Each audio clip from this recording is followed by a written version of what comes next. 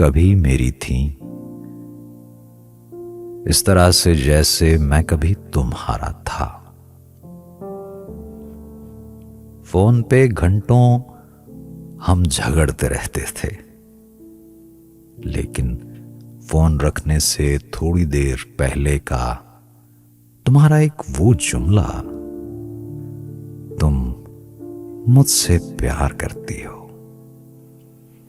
बस एक यही फिक्रा सुन के ऐसे लगता था जैसे कायनात में कोई दुख न बाकी हो।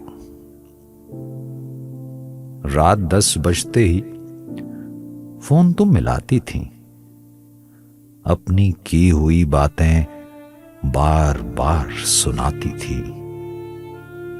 फिर यूं ही अचानक ही तीसरे किसी शख्स पर हम लड़ने लगते थे। तुम मुझे मनाती थी, मैं तुम्हें सताता था। किस कदर मुसीबत है,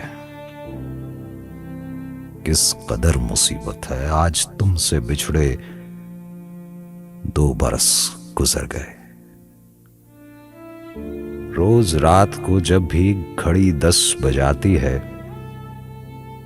मेरा मुंह चिढ़ाती है। बस एक यही फिक्रा, तुम मुझसे प्यार करती हो।